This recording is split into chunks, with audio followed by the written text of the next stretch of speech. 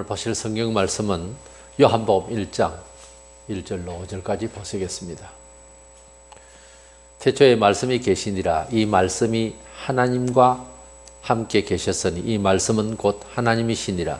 그가 태초에 하나님과 함께 계셨고 만물이 그로 말미암아 지은 바 되었으니 지은 것이 하나도 그가 없이는 된 것이 없느니라.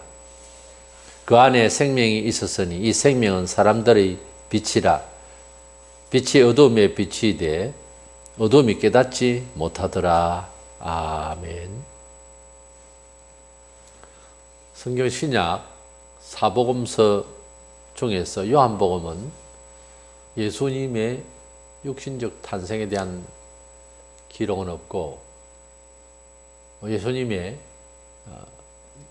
신성면에 있어서 지중을 해서 기록한 내용입니다. 그래서 이 본 1장에는 예수님께서 이 세상에 오신 종교적, 역사적 의의가 무엇인가 하는 점을 말해주고 있습니다. 그래서 이 본문의 말씀들을 토대로 생명의 빛으로 오신 예수님, 이런 제목으로 말씀을 나누려고 합니다. 먼저 예수님이 이 세상에 오신 것은 새로운 창조를 위해서 오셨다. 창세기에서 1장에서 하나님께서 천지를 창조하셨는데 예수님께서 이 세상에 오신 것은 그와 같이 그 이상의 실질적인 어떤 새로운 창조를 위해서 오셨다 하는 점을 깨달아야 되겠습니다.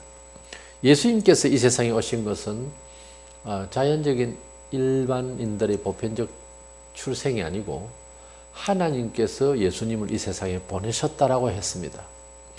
하나님께서 한 번밖에 없으신 독자 예수님을 이 세상에 보내신 것은 어떤 목적이 있어서 보내셨고, 그래서 예수님이 이 세상에 오실 때에는 아버지께서 내려가라고 하셔서 오실 때에는 아버지의 목적을 가지고 그렇게 알고 오셨습니다.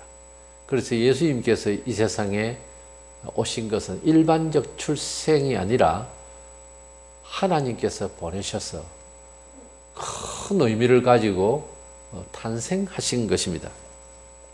그렇기 때문에 예수님은 일반인들이 연구의 결과 성인이나 되는 정도로, 그래서 일반인이 이 세상에 살면서 어떤 업적을 통해서 그분을 기리는 어떤 이름을, 명예로운 이름을 붙여서, 그래서 예수님이 하신 일을 볼 때에 거룩한 분이다, 혹은 나아가서 바로 저런 분을 하나님 아들이라고 해야 되지 않겠느냐, 이래서 붙여진 이름이고, 이래서 세상 평가로 인해서 예수님이 하나님의 아들이 되신 것이 아니라 예수님은 본래 하나님의 아들이십니다.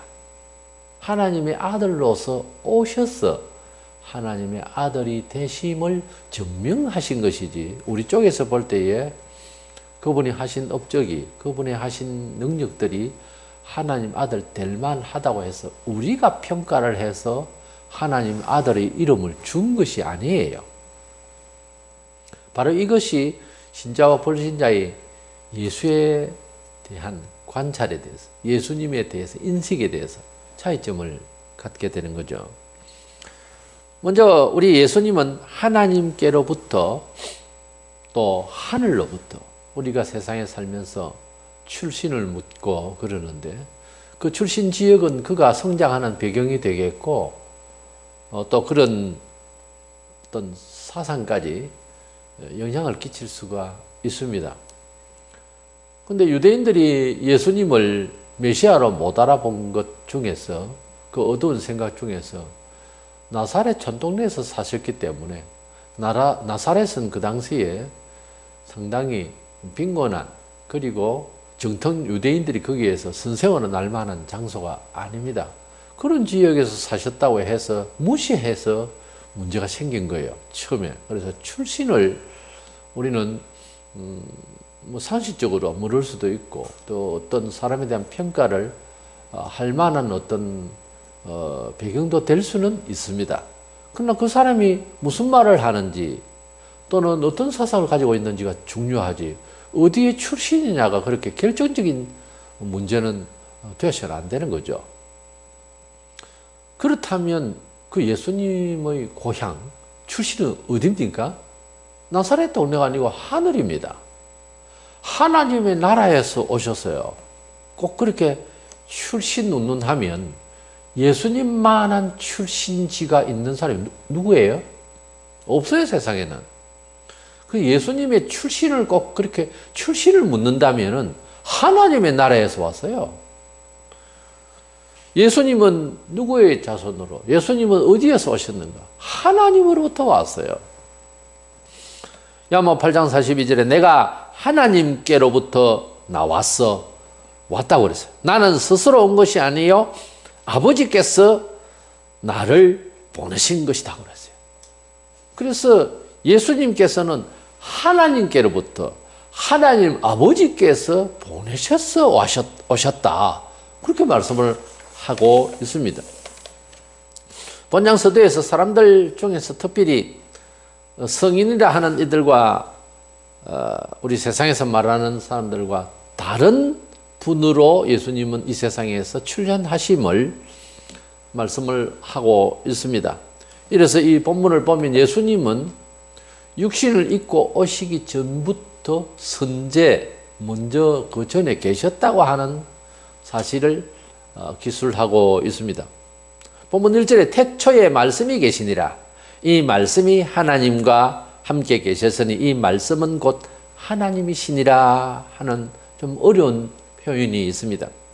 여기에 태초에 말씀이 계신 할 때 이 태초라는 말은 헬라어로 엔아르케라고 되어 있는데 이 태초라는 한글 번역이 물론 한문인데 창세기 1장 1절에도 태초라는 말이 나옵니다. 그런데 창세기 1장 1절은 태초에 하나님이 천지를 창조하시니라 하고 하신 그 태초는 이 세상 어떤 시간의 시작입니다. 이 세상 만드신 시간의 시작이 되는 것입니다. 그러나 요한복음 1장 1절에 여기에 있는 태초는 어떤 시간에 어제 오늘 내일의 과학적 크로노스의 이 시간이 아니고 영원 전에 이런 뜻입니다. 그래서 번역을 하실 때에 그 여러 경우를 지나서 이 번역이 됐는데 여기에 있는 태초는 원래는 그렇게 번역을 하면 안 되는 거였어요. 영원 전부터라고 하는 것이 정확한 성경적인 사상을 지닌 그런 해석이 되는 거죠. 구약 성경을 헬라 문화에 있는 그리스어로 이제 만들어놓은 70인 번역이라는 게 있어요. LXX 70인역이라고 하는 원래 근데 72명인데 70인역이라고 보통 불리는 그 구약 성경의 헬라어 번역 성경 창세기 1장 1절에 태초라고 하는 말이 엔아르케라고 요한복음 1장 1절과 똑같이 번역이 되어 있어요. 그러다 보니까 창세기 1장 1절의 태초와 요한복음 1장 1절의 태초는 같은 건가 오해를 할 수가 있습니다만은 다른 뜻입니다. 창세기 1장 1절에 있는 태초에 천지를 창조하신다고 하는 그 태초가 처음이라고 하는 스타트를 말하고요. 그 태초에 대한 베레시트라고 하는 그 단어의 반대어가 있어요. 아하리트라고 하는 끝이라고 하는 엔드라고 하는 그 반대어가 있어요. 그러나 아르케라고 하는 이 태초라는 말은 단어가 반대어가 없어요. 그래서 영원전에서 영원 그렇게 이르기 때문에 좀 반대어가 있을 수가 없는 거죠. 시점을 치면은 항상 현재고 영원전부터 영원까지 이런 시간 개념, 역사 개념이기 때문에 이 아르케라고 하는 아르케라고 태초에라고 하는 요한복음 1장 1절의 이 태초는 영원전부터 말씀이 계셨다라고 표현을 해야 옳은 거예요. 그런데 영어 성경에는 요한복음 1장 1절과 창세기 1장 1절의 태초를 똑같이 번역을 하기를 in the beginning, 처음에 시작할 때 이렇게만 번역을 해놨어요. 그런데 Today's International Version TEV에는 보면은 그렇게 안 돼 있고 이 태초를 Before the world was created라고 되어 있어요. 이 세상이 지어지기 전에, 이 세상이 만들어지기 전에 말씀이 계셨다. 이래서 옛날에를 이 세상 만들어지기 전에 라고 하는 표현으로서 이 번역을 참 잘한 겁니다. 이래서 태초에 말씀이 계셨다라고 할 때는 영원 전부터 로고스 말씀이 계셨다라고 하는 입장에서 생각을 하는데, 이 영원 전부터 하나님이 말씀으로 계셨다라고 할 때에는 우리가 믿는 하나님 우상이나 가상적이거나 그런 뭐 신화이나 그런 것이 아니라 사상을 가지고 목적을 가지고서 전달을 하는 말씀이라는 존재 양식으로 계셨다는 거예요. 그러니까 하나님께서는 음성으로 말씀을 하시는 분, 이렇게 되는 거예요. 우리가 사물을 이해하는데 외상이나 또는 빛이나 무슨 이런 것으로서 판별을 해요. 그러나 신을 이해하려고 할 때는 상당히 우리 수준으로서는 어렵죠. 우리가 다 부활을 하고 나중에는 하나님을 목격하다시피 그렇게 이해의 능력이 IQ 240으로도 안 됩니다. 그거는 완전 다른 영감으로서 인식의 인지 능력이 바뀌어요. 부활하게 되면은. 그것을 맛을 조금 보려면은 많이 회개하고 신앙이 깊어지고 그리고 환난을 잘 통과하고 인내를 다하고 그런 훈련을 많이 겪으면은 소위 말하는 영감이 깊어집니다. 그러면은 성경을 보는 눈도 달라지고 세상을 판단하는 것도 많이 달라집니다. 그래서 생활 계획도 많이 달라져요. 그것을 쉽게 말하자면 성경대로 딱 살려고 하는 마음이 굳어집니다. 왜냐하면 발견이 성경이 처세요 완벽한 거다 이것을 알게 돼요. 그래서 그것을 알 뿐만 아니라 인정할 뿐만 아니라 감각적으로 분석 능력이 생겨요. 그것을 영분별이라고 하는 말로서 우리가 할 수 있는데, 이래서 부활을 해서 하나님의 나라에 가면 하나님의 나라의 구조에 대해서, 문화에 대해서 지금 우리가 가지고 있는 이런 눈빛으로 이런 감각과 이런 경험적 의식을 가지고서 분별을 할 수가 없어요. 그 좋은 것을 그만큼 좋다라고 인식이 안 된다고 말해요. 같은 물질과 같은 환경을 놓고 굉장히 흥분하면서 기뻐할 수 있는 것은 그에 대한 가치를 알 때에 감각이 살아나는 거죠. 음악이든 예술이든 어떤 분야든 간에 그 깊이가 있는 사람만 감동이 되는데 그렇지 않은 사람은 별 감동이 없거든요. 하다못해 보석, 진귀한 것에 대해서 굉장히 그 감탄을 하는 사람이 있는가 하면은 뭐 개인적으로 저 같은 경우에는 다 같은 돌이고 해서 별 감각이 없어요. 빛이 바짝바짝하고 좀 보기가 좋으네 그런 정도지 아주 거기에 뭐 매료되고 그런 거는 뭐 대부분 그렇겠죠. 서민들이 없잖아요. 그러나 그 진귀한 보석 앞에서 넋을 놓을 수 있을 정도로 그런 사람도 있거든요. 어떤 분야에서든지 거기에 대해서 깊은 견해가 있고 경험이 있고 그런 그 정서가 문화가 다른 사람들, 이런 사람도 지혜롭게 그래서 이해하는 사람들은 많이 일반 사람하고는 그 전문가 입장에서는 다른 그런 감각을 가지죠. 우리가 하나님께서 어떤 분인가 하는 것을 우리 수준에서는 무엇을 보아야 되는 줄 알고 있기 때문에 예수님을 따르는 제자도 주여 하나님을 보여주세요 뭐 이런 식으로 질문할 때가 있었거든요. 그래서 하나님을 본다고 하는 것은 처음부터 말이 안 되는 게, 하나님은 영이시라고 요한복음 4장 24절에 하나님은 신으로서 존재를 하시는데 그 신은 어떤 분인가, 막연하게 저 스카이 하늘 저 공간을 보면서 거기에 하나님 계신가 이런 공간적인, 또는 하나님은 뭐 이제 예수님은 아들 오셨고 하나님은 아버지니까 뭐 수염이 더 많이 나야 되지 않나 그렇게 그림을 그려가지고서 하나님 아버지하고 아들 예수님하고 그림을 그렇게 그린 사람도 있어요. 그런 것이 아닙니다. 하나님은 무소부재하시고 공간에 대한 개념이 우리하고는 다릅니다. 차원이 무소불능하시고 뭐든지 못할 것이 없고, 그래서 우리 하나님께서는 모든 데서 함께 하시고 모든 시간에 이제 영향을 받지 않으시고 시공간을 초월하신 그런 하나님이십니다. 그런데 그 하나님의 존재를 우리의 수준에서 생각을 하려고 하니까 자꾸 엉뚱한 생각이 드는 거예요. 그래서 조금은 철학적인 것으로 뭘 증명을 한답시고 하는 게 최상이 뭔가 하면 변증법적이라는 해결의 그런 신의 정의는 안 맞는 겁니다. 논리적으로 이해하는 신도 그 신이 아니에요. 하나님은 말씀을 하시는, 그러니까 사람이 살아있다는 것은 말을 하는 것이고, 벙어리라는 이 입장 말고는요. 그러니까 말을 한다고 하는 것은 살아있다는 말이고, 말을 한다고 하는 것은 사상이 있다는 말이고, 말을 한다고 하는 것은 어떤 뜻을 전달하는 매체를 가지고 있다는 말 아닙니까? 그래서 하나님이 말씀이시다고 할 때는 하나님은 뜻을 전달하시는 분이고 사상을 지니시는 분이다는 뜻이에요. 근데 그 말씀이 얼마나 힘이 있었든지 사람이 누가 말하느냐 하는 것에 따라서 같은 말이라도 그 능력이, 그 효력이 다르잖아요. 대통령이 하는 말하고 일반 서민이 말하는 거하고 같은 뜻을 얘기해도 다르잖아요. 그 효력이, 그런 영향력이요.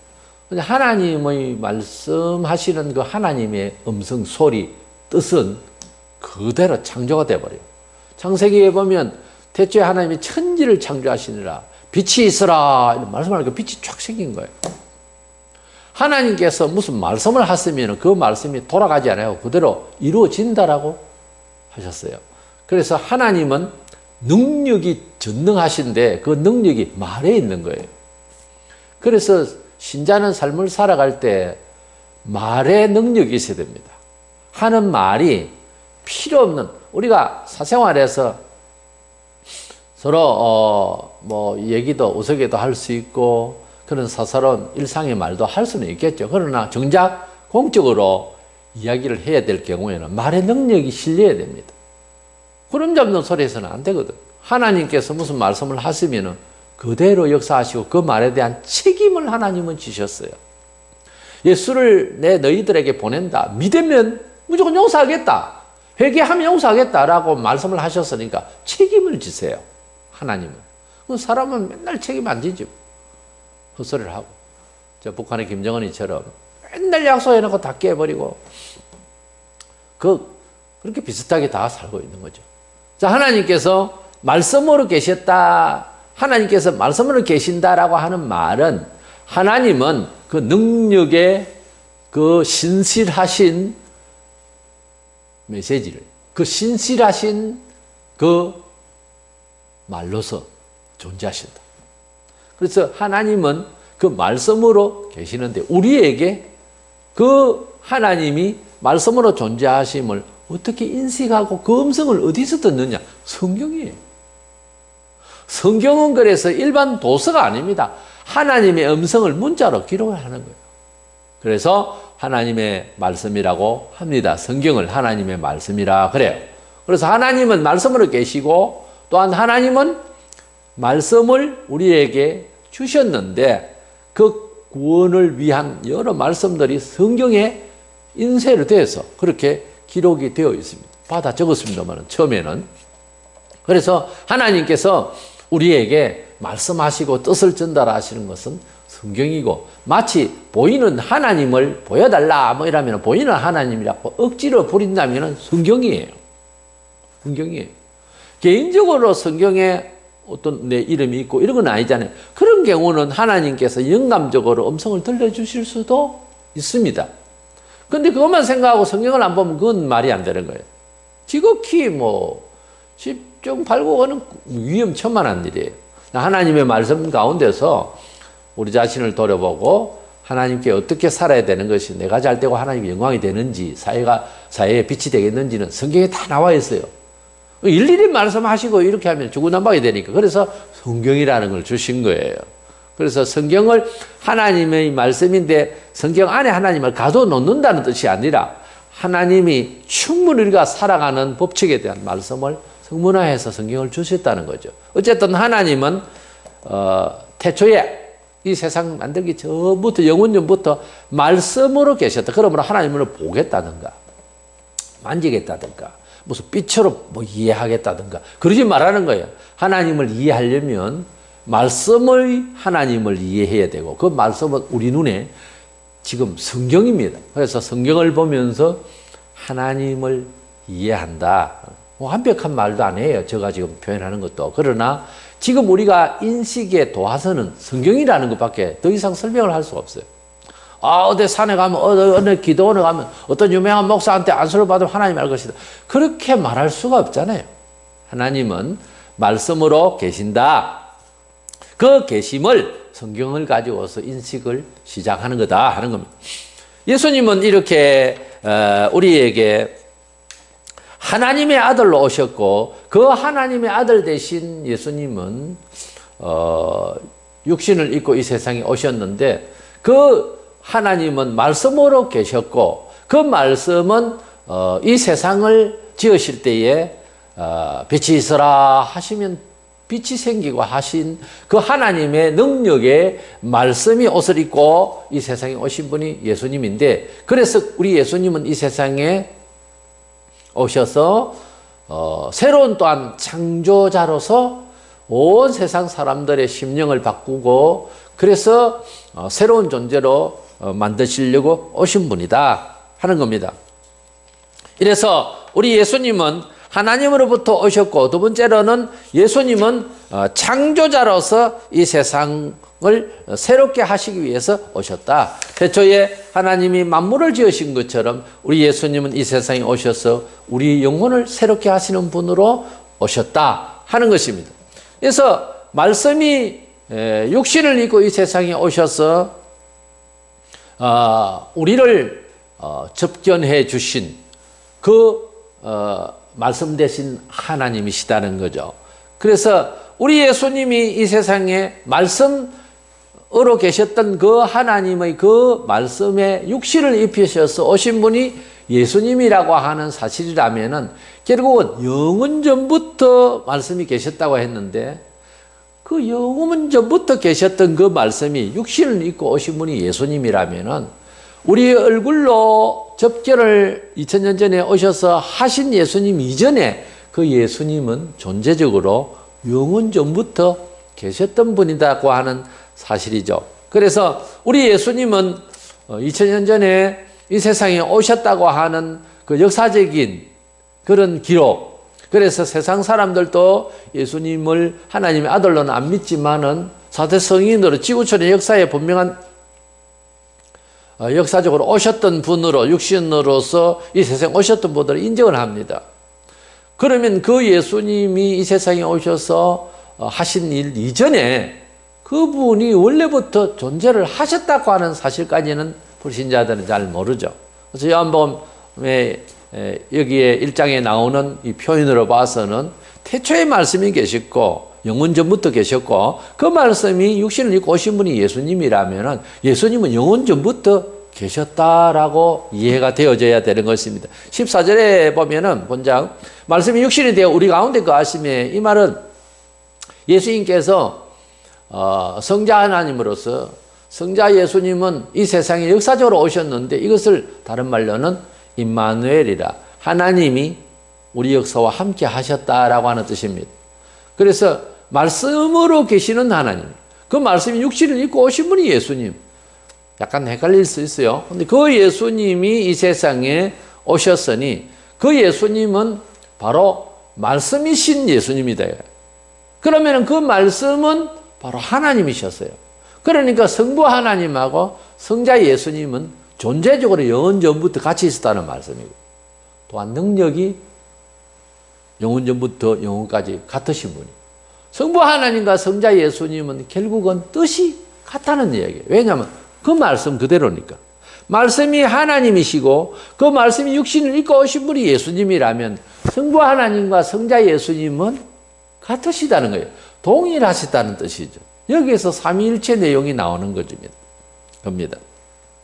그래서 창세기 1장 1절에 보면은 태초에 하나님이 천지를 창조하시니라고 할 때 그 하나님이라는 단어가 엘로힘으로 되어 있어요. 그 엘로힘이라고 하는 말은 그 여자적으로만 풀면 하나님들이 되는 거예요. 그러니까 하나님 복수 행태예요. 그 불신자들은 그것도 잘 모르죠. 하나님들이라고 하는 말을 할 수는 없고 하나님이라고 하는 이 글이 복수지만 3인칭이면서 복수 형태이고 뜻은 단순 의미라고 하는 히브리적 단어의 그 단어 의미가 그렇습니다.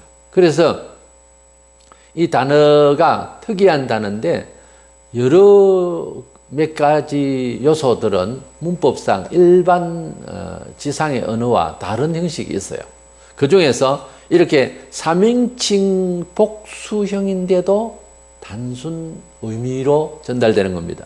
그러니까 하나님들이라고 하면 안 되면서 그 단어는 복수 형태가 되어 있어요. 왜 그런가? 하나님이 사람을 지으실 때 하신 표현이 있어요. 창세기 1장 26절에 하나님이 이르시되, 여기까지는 아무 이상한 것 없잖아요. 방금 이 말씀은. 그런데 우리의 형상을 따라 우리의 모양대로 우리가 사람을 만들고 이렇게 이제 말이 완전히 다른 형식으로 한 문장 안에서 말이 이렇게 됩니다. 가령 이제 내가 흙으로서 항아리를 만들리라 그렇게 생각을 하고 한 개인이 나는 어제 흙으로서 우리가 항아리를 우리 좋게 만들었다 이래 표현하는 거하고 같은 이야기예요. 그러면은 문법상 이 문장이 완성이 될 수가 없어요. 잘못된 거예요. 왜냐하면 주어가 단수인데 갑자기 복수로 가버리면은 한 문장 안에 이게 이상이 있는 거죠. 그런데 뜻으로는 우리가 일상에서도 쓸 수는 있어요. 어떤 큰 멋진 사업을 기획을 하고 대표가 되는 이제 내가 여러 사람을 이제 합력해서 일을 다 이루었을 때에 어디에 표시할 때 누가 단수로 어떤 큰 사업을 이루었다. 이럴 때에는 그 안에는 많은 사람들이 일을 했죠. 그런데 문장법에 문장을 만들 때에는 내가 여러 사람들과 함께 일을 했다. 완성했다. 이러면 되지만 내가 우리들의 목적대로 이것을 내가 만들었다. 이러면 알아는 듣습니다. 알아는 듣는데 그런 문장을 잘 안 쓰죠. 차라리 우리가 이렇게 만들었다든지 이렇게 해야 되는데 아니면 내가 이 업적을 남겼다라면 거기에 여러 사람들도 일을 했는가 보다 이런 생각을 할 수가 있겠지만은 그런데 우리가 단수로 시작해서 복수 형태의 이런 문장을 쓸 수가 없습니다. 그런데 성경에는 하나님이 이르시되 우리의 형상을 따라 우리의 모양대로 우리가 사람을 만들자. 이건 말이 안 되는 이야기잖아요. 그러나 성경은 말이 되는 겁니다. 왜냐하면 그 하나님이 복수 형태로 시작해서 우리가 하는 표현은 자연스러운 거예요. 왜냐하면 성부와 성자, 성령께서 삼위일체 하나님께서 사람을 지으셨다. 만물을 지으셨다. 이런 뜻으로는 가능하다는 거죠. 왜냐하면 성부 하나님이 말씀이시고 그 말씀은 능력을 발휘해서 창조성이 있는데 그 말씀이 육신을 입고 오신 분이 예수님이잖아요. 그래서 성자 예수님도 이 세상을 지으실 때 그 말씀으로 지으실 때에 말씀하셨으니까 예수님도 만물을 지으신 분이다라고 하는 결론에 이르러요. 아버지께서 만물을 지으실 때 예수님은 아들 옆에서 우리 아버지 잘하신다고 거기에 뭐 박수하고 구경한 것이 아니라 함께 하셨다는 거예요. 왜? 말씀으로 창조하셨고 그 말씀이 육신을 입고 오신 예수님이시니까. 그렇기 때문에 예수님은 만물을 지으신 분이다. 우리가 무지하기 때문에 우리를 사랑하시기 위해서 완전히 어떤 탈을 쓰시고 완전히 거짓말로 그래서 마치 어린이들과 놀기 위해서 큰 어른이 코끼리 형상의 이런 것을 쓰고 그래서 같이 놀아주는 것과 같이 하나님께서 우리를 접근하시는 방법에 있어서 겨우 성자 정도 인식할 정도의 사람 같이 또는 우리가 직접 예수님의 형상이나 그런 표현들을 보면은 아주 서민적으로 얼굴도 별로 접근하기가 쉬운 이런 잘생기지도 않는 그런 분으로 세상에 보내셨는데 알고 보니까 그분은 성자 하나님이시다. 깜짝 놀라는 겁니다. 재림하실 예수님의 모습을 본 신령하다고 다 신령하지만은 사도 요한은 더 그런 모습이 있는데 완전히 그 앞에서 쓰러졌어요. 그런 예수님을 우리를 위해서 희생시키시려고 세상에 보내신 모습은 굉장히 서민적이에요. 이것이 하나님이 우리를 사랑하시고 접근하시는 방법이었어요. 그런데 그 예수님을 자세히 이렇게 보면 지금 이 요한복음 1장에서 시작하는 이 기술로 보면은 예수님은 어마어마한 분인데 이 세상에서 그걸 알고 접견했다면 다 쓰러졌을 거예요. 길가에 이렇게 가시면은 전부 엎드려서 왕이 지나는 아무것도 안 해요. 완전히 사시나무 떨듯이 그렇게 해야 될 죄인들인데 그를 못 박았어요. 이게 말도 안 되는 일을 해버렸어요. 우리 예수님은 바로 천지를 지으신 분이다 하는 입장에서만 생각해도 어마어마한 상황입니다. 바로 신이에요. 바로 하나님이에요. 바로 성자라는 이름의 하나님이에요. 성자 하나님이세요. 그런 분으로 알고 예수 제의로서 예수 믿는 자로서 채통을 짓게 됩니다. 우리의 친구 예수, 그 예사로 부르는 소리 아니에요. 친구라면 그 친구를 담는 거면 그분이 어떤 분입니까? 만물을 지으신 분이에요. 그런 차원에서 예수님을 이해하시기를 바랍니다. 두 번째로는 우리 예수님이 이 세상에 오신 것은 어떤 세상을 살아가는 문화적인 양식이나 철학을 주려고 하는 그런 정도가 아니고요. 생명의 빛으로 오셨다는 겁니다. 이 본문에서 말하는 것은. 태초에 하나님이 천지를 창조하실 때에 만물을 가득 다 만드셨어요. 그런데 정돈을 하기 위해서는 혼돈 중에 있기 때문에 빛을 먼저 창조하셨어요. 넷째 날에 태양 만드시고 뭐 이렇게 보이는 것은 아니고요. 빛을 창조를 하신 첫째 날에 그 빛은 태양빛이 아닙니다. 이래서 태양과 달과 별 이런 것은 왕창 만들 때 1장 1절에서 다 만들어진 거예요. 그것을 이제 각 위치를 이렇게 배열을 하신 거예요, 뒤에는. 근데 원래 빛은 창세기 1장에서 나온 이 빛이 있으라 해가지고 빛을 창조하신 첫째 날의 이 빛은 빛의 근원이에요. 뭐 물론 그것은 마음의 빛 이런 내용은 아닙니다. 그래서 태양빛도 사실은 그 하나님께서 첫째 날 지으신 빛을 빼버리면은 태양이 비치지 않습니다. 이제 자가 발광하는 발광체로 알지만은 하나님께서 빛을 발할 수 있는 어떤 요소를 주지 않으면은 태양이 어두워져 버려요. 구름을 가려서 어둡게 하는 것이 아니라 태양 자체가 빛이 날아가 버린다고요. 그래서 첫째 날 그 빛이 없으면 아무것도 안 됩니다. 빛이 안 나는 거예요. 반사의 능력들이에요, 다 이것은. 그래서 첫째 날의 그 빛은 영적인 것이다. 이래 해석하는 사람은 그건 아니에요. 빛의 근원이고 모든 것을 밝게 하실 수 있는 능력이 있는 그런 빛이에요.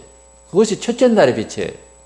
넷째 날에 태양빛이 또 와 필요하냐? 첫째 날에 빛이 있는데 이렇게 해석이 되잖아요. 중복이 되잖아요. 그러니까 첫째 날에 빛이 없으면 넷째 날에 지었던 일월 성진의 태양과 달과 별들 이것이 무슨 소용이 있느냐는 거죠. 그래서 첫째 날에 빛이 있어야 된다는 거죠. 그래서 우리 예수님께서 이 세상에 오신 것은 하나님께서 이 세상에 첫째 날에 빛을 창조하시고 온 세상을 정돈하시고 그래서 창조물을 이렇게 다 설립을 하신 것과 같이 우리 예수님께서 이 세상에 오신 것은 본문 4절에 그 안에 생명이 있었으니 이 생명은 사람들의 빛이라 그 말씀이 육신을 입고 오셨는데 그 말씀 안에는 사람들의 마음을 비치는 생명의 빛이 있었다는 거예요. 그냥 뭐 과학적인 호환한 빛 이게 아니고 생명 바로 사는 길 참된 인생관 그런 참된 지혜 이해력 이것을 주는 생명의 빛을 실은 그런 말씀이 육신을 입고 오신 분이 예수님이에요. 그러니까 예수님이 세상에 오신 것은 생명의 빛을 주시기 위해서 오신 분이라서 그분 믿고 잘 먹고 잘 사는 그것은 생명의 빛이라는 정도의 말로서 표현할 가치가 없잖아요. 세상에서도 할 수 있는 일이잖아요. 야, yes I can 할 수 있다고 믿자, 성공하자. 뭐 그거나 저거나 같으면 뭐예요? 예수님을 믿고 잘 되어진다고 하는 것은 그런 물리적인 것으로만 한다면 이렇게 고차원적인 생명의 빛이니 하는 이 표현까지 안 가도 되잖아요. 종교적이지 않아도 되잖아요. 의지로 잘해보자. 아자! 이렇게 잘 되더라. 그거 하려고 예수 온 건 아닌데 교회에서는 지금 그걸 예수 이야기하고 자꾸 그걸 이야기하거든요. 물질적인 이야기나 하고. 그건 아닙니다. 우리 예수님께서 오신 것은 어떤 종교 문화나 세상 살기 위해서 잘 사는데 협조하기 위해서 오시면 아니에요. 교회가 세상을 향해서 해야 될 일과 우리가 받으려고 하는 것은 생명의 빛이라는 정도의 차원에서 이해를 해야 됩니다. 물론 이 성경이 말하는 이 생명이라고 하는 말은 이 세상의 어떤 문화, 어떤 에너지가 아니라 사람을 영생시키고 영생의 가치를 주기 위해서 새 생명, 새 인식, 새 인격, 새 비전의 사람으로 만들려고 하는 겁니다. 살아있으나 이 세상 사람은 사실은 죽은 상태라고 성경은 말씀하고 있습니다. 그 죽은 자를 살리고 눈을 열게 하고 새롭게 이 세상을 바라보는 안목으로서 그런 새로운 창조를 하시기 위해서 우리 예수님이 오신 분이다 하는 거예요. 왜냐하면 그 말씀 아래는 생명의 빛이 있었다 하는데 그 말씀이 육신을 입고 오신 분이 예수님이니까 예수님이 하신 말씀, 예수님이 하신 업적, 예수님이 하신 기적 이 모든 내용을 성경을 읽을 때에도 그 안에서 진정한 가치를 발견해야지. 팔이 오그러진 거 피했다더라. 봉사가 눈을 떴다더라. 그것만 중요한 것이 아니고 왜 뜨게 했느냐는 거죠. 왜 살려줬냐는 거죠. 그에 대한 깊은 뜻을 알아야 된다는 거예요. 거기에 대한 새로운 인생관을 찾아야지 단순히 뭐 병이 나섰다. 병 낫는다고 예수 잘 믿을 것 같지요? 아니에요. 금방 잊어버립니다. 그게 중요한 게 아니에요. 그렇게 하신 예수님이 그렇게 우리에게 새로운 인생관, 새로운 가치관, 새로운 삶을 추구할 수 있도록 비전 감각을 사후세계와 연결되는 영생의 가치관을 우리에게 심고 이렇게 해나가야지 그런 내용 자체에서 깜짝 놀라고 그런 체험을 했으면 좋겠다. 그게 중요한 게 아니에요. 그요 체험 금방 시들어집니다. 아무것도 안 해요. 그러니까 세상의 문화, 종교적인 거, 뭐 신비적인 거 그거를 추구하고 교회에서 요즘 신사도 운동이니 뒤집어지고 하는 거 이런 이상한 경험만 자꾸 추구하는데 그건 안 해도 성경이 다 나왔으니까요. 그 경험을 통해서 그런 기적을 통해서 그런 교훈들을 통해서 우리에게 전달하고자 하는 게 뭐냐 이거예요. 생명의 빛이다는 거죠. 예수께서 아버지로부터 명을 받아서 이 세상에 오신 목적이 요한복음 6장 40절에 내 아버지의 뜻은 아들을 보고 믿는 자마다 영생을 얻는 이것이니 마지막 날에 내가 이를 다시 살리리라 하시니라고 했어요. 예수께서 이 세상에 오신 목적이 뭐냐?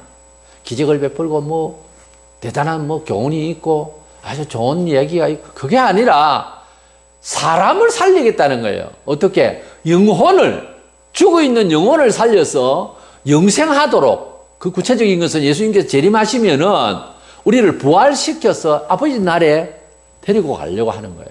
이것이 예수께서 2000년 전에 이 세상에 초림하셨던 아버지의 목적을 수행하러 오셨던 그 내용이에요. 예수님께서는 한 번도 자기 의미대로 뭐 말을 한 적이 없어요. 아버지께서 말씀하신 것을 내가 말한다 그랬어요. 그렇기 때문에 예수님은 사명을 갖고 오셨고 자기 뜻대로 살렸고 그래서 종교의 거저로 위대하고 싶어서가 아니라 하나님 아버지께서 원하시면 십자가에서 돌아가서야만 했던 거예요. 원칙의 인간적인 면이 보이죠? 겟세마네 동산에서 기도하실 때야 살고자 하는 것이 사람의 뜻이란 말이에요. 육신을 가지고. 그러나 아버지 뜻대로 보냄을 받았고 아버지 뜻대로 살아내야 하는 사명이 있어요. 그래서 아버지 뜻대로 되기를 원하나이다. 아버지 뜻은 우리를 위하여 대신 행보를 받으시는 처참하게 그거예요. 그것을 알고 목사를 해야 됩니다. 그것을 알고 장로를 해야 됩니다. 그것을 알고 집사를 해야 됩니다. 권사를 해야 됩니다. 그것을 알고 교인답게 삶을 사는 꿈을, 계획을 가져야 돼요. 우리가 삶을 살아가는 것은 우리 감각이나 경험이 아니라 아버지의 영광을 위해서 사는 것이 맞다라고 인식은 했지만은 살기 어려워요.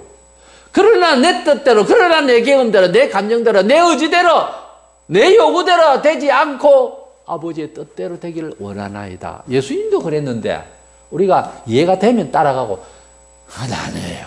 이해가 안 되는 것이 훨씬 많습니다. 그래도 순종하리라고 하는 개념이 섰잖아요. 그러면 순종하는 거예요. 순종을 잘하는 것은 참 좋은 믿음이라고 성경은 그렇게 칭찬해 주세요. 사실은 알지도 못하고 충성하는데 어떤 때는. 그러나 하나님이 살아계시고 우리를 구원하심이 내가 믿어졌으니 아버지의 뜻은 콩으로 뭐 풀빵을 만든다 그래도, 콩으로 밥을 만든다 그래도 무조건 믿는 거예요. 그래서 우리는 하나님께서 물로 포도주를 만들어주면 그게 말이 되나? 이렇게 말할 수 있잖아요. 그러나 만드셨잖아요. 죄인을 의인으로 만들어주마. 가능했잖아요. 썩어서 냄새가 나나이다. 그러나 나사로야 나오라 하니까 죽은 지 나흘이 돼서 썩어 냄새가 나는데 살아났잖아요. 이 세상 살면은 뭐가 있나? 뭐가 있어? 새로운 나라가 있지. 가능합니다. 그런 하나님을 이해했다면 무조건 믿는 거예요. 무조건 순종하는 거예요. 우리는 알아서 다 믿는 건 아닙니다. 모르기 때문에 순종하여 믿는 겁니다. 그것을 신앙이라고 그래요. 깨닫고 그래도 감각이 좀 살아나서 알고 더 믿고 얼마나 좋아요. 그러나 아무리 신앙이 깊다 해도 다 알고 믿는 건 아닙니다. 모르지만 아버지께서 명하셨으니 따라가는 거예요. 태초에 말씀으로 계신 그 하나님, 전능하신 생명력이 있는 빛으로 지혜를 주시는 그 하나님 말씀이 육신을 입고 오신 우리 예수님은 그래서 생명이, 능력이 충만하신 분입니다. 요한복음 14절 내가 길이요 진리요 생명이라 그랬어요. 우리 예수님은 생명을 그랬어요. 요한복음 5장 25절에 죽은 자들이 하나님의 아들의 음성을 들을 때가 오나니 곧 이때라. 듣는 자는 살아나리라. 영혼을 구원하기 위해서 멀쩡히 살아 움직이는 사람은 같아도 이건 죽은 거와 마찬가지입니다. 오늘 죽을지 내일 죽을지 이게 죽은 거와 마찬가지인 거예요. 죽음을 하여 상을 가고 있는 게 인생입니다. 예수 안 믿으면 이 인생을 예수님이 믿게 하고 이 예수님을 복음을 들어서 예수께로 오게 하는 건 사람을 살리는 일입니다. 진정으로 살아나게 하는 일이다 그 말이에요. 교회 나가면 나 장사 못 하는데 그거 장사 1000년을 해보세요. 돼집니다 나중에는. 장사 못 하고 밥 못 먹고 갑자기 보면 집안이 포비박살된다. 그렇게 보여도 생명을 얻기 위해서는 용단을 내고 죽기로 나오면 주일 성수하고 하나님께서 거두어 주시는 시간이 온다는 거예요. 험악한 세상, 혼란한 세상, 별 볼 일 없는 세상에 1000년을 산들 뭐 하겠습니까? 주일날 찬송 크게 하고 예배 잘 드리고 그 다음날 죽는 게 낫지. 요한일서 5장 12절에 아들이 있는 자에게는 생명이 있고 아들이 없는 자에게는 생명이 없느니라. 결정이 난 겁니다. 이 이야기로. 이 세상은 생명이 있는 사람과 생명이 없는 사람이 있어요. 생선을 사러 가면 뭐 육고기도 그렇습니다만 돼지고기나 이런 것도 그렇습니다만 살아있는 고기와 뭐 이렇게 게라든지 죽은 거하고는 냉동된 거하고는 가격이 막 큰 차이가 납니다. 차이가 많죠. 사람이 이렇게 살아가는데 죽었다고 할 수밖에 없는 모양만 가지고 있는 움직이는 사람하고 영혼이 살아있는 사람하고는 이건 현격한 차이입니다. 가격을 치자는 것이 아니라 이건 하나는 죽고 하나는 사는 거예요. 죽은 사람보다 위급할 때 산 개가 낫다는 말이 있어요. 죽은 사람은 아무것도 안 되는 거예요. 시체가 뭘 하겠어요? 그 길을 잃고 산에서 시체가 옆에 뭐 100구나 있다. 뭐 하겠어요, 그거? 겁만 나지, 쳐다보고 있으면. 산 개가 나은 거예요. 차라리 개가 나은 거예요. 사람이 뭐 지식을 쌓고 명예를 가져도 영혼이 죽은 상태는요, 정말로 개돼지보다 못합니다. 성경에 보면은 깨닫지 못하고 하나님께로 안 나오고 그렇게 되어 있는 사람들을 짐승이라고 해놨어요. 이성 없는 짐승이라고. 뭐 철학을 이야기하고 이 도서관에 들어가면 책방에 가면 책이 얼마나 많습니까? 하나님을 떠나 있는 상태의 이야기들은 전부 다 맹인이 맹인을 인도하는 것 같다고. 죽은 소리예요. 진리의 말씀, 복음을 통해서 우리가 선교를 하고 지금도 우리 교회는 하나님 나라와 일을 전가하고 있는데 그 목적이요. 생명을 구하기 위해서 생명을 생명을 살려서 영생에 이르도록 하기 위해서 생명의 빛을 쏘는 일입니다. 사실은 너무 귀중한 거예요. 죽은 사람에게 어떤 주사약이 있다면 1000개 망가지가 있어도 한 번 주사를 딱 찌르면은 사람이 살아난다고 하면 그 주사 재산 다 바쳐서 자기 자식 살리려고 하지 않겠어요? 하나님께서는 우리에게 생명을, 진정한 생명을 불어넣기 위해서 이 아들을 이 세상에 주셨다는 거예요. 그런데 너무 안타까운 것은 5절에 빛이 어두움에 빛이 돼 어둠이 깨닫지 못하더라 그랬어요. 그렇습니다. 지금도 우리 예수님은 온 지상의 교회를 통하여 사람을 살려고 하지 않은 복음의 빛을, 생명의 빛을, 생명의 빛되는 메시지를 증거하십니다. 그래도 그래 하라고 했는데 교회 목사라는 자가 생명의 빛에 대해서는 관심이 없고 백날 하는 소리가 물질적인 것, 세상적인 것만 이야기하면 이것은 하나님의 교회가 아닙니다. 하나님의 교회는 세상의 빛이라, 생명을 비추는 빛이라 하는 뜻에서 우리는 이 세상에서 아무리 부족해도 예수의 빛, 생명의 빛을 받은 자로서 우리는 세상의 빛이라고 하셨습니다. 세상의 빛이라고 할 때에는 도덕적으로 뭐 사회적 윤리로 모범되라, 아니요, 그건 아니에요. 그것은 지엽적인 생각이고 세상에 복음을 말하는 자라고, 세상의 복음대로 사는 자라고 말해요. 세상의 성경대로 살려고 하는 자라고 말해요. 너희가 세상의 빛이라는 말 뒤에 뭐라고 해놨는데요? 그렇기 때문에 모범이 되고 열심히 살고 부지런히 살고 뭐 그런 말이 있으면 아니에요. 그냥 하신 말씀이에요. 너희가 세상의 빛이라 할 때는 너희가 세상의 복음의 사람이라 그 말이에요. 복음은 잘 못 깨닫습니다. 본문 5절에 같이 어두움이 잘 못 깨닫지만 너희는 계속 빛이라. 어떤 빛? 착한 거? 좋습니다. 열심 좋습니다. 그러나 생명의 빛이라. 생명이 뭐였죠? 말씀이에요. 하나님의 진리를 말하는 자가 세상의 빛이라. 생명의 빛으로 오신 예수님 주제를 가지고 말씀을 나눴는데 본문에서 우리에게 주는 메시지는 예수는 말씀으로 계신 그 하나님 육신을 입으신 분으로서 이름이 성자지 바로 하나님이시다. 그 말씀으로 오신 성자 하나님은 우리에게 영생을 위하여 죽어있는, 살아 움직이고 있으나 사람 죽어있는 우리 영혼을 살리시기 위해서 오셨다. 이것이 교회가 세상에 존재하는 이유가 되기를 원하고 우리가 이 세상에 존재하는 이유가 되어서 아주 고상하고 기쁘고 아주 신령한 그런 인간의 종기성, 참 종기성, 영생의 가치를 지니고 우리가 이웃을 대하고 남은 여생을 살아가는 저와 여러분 되시기를 원합니다.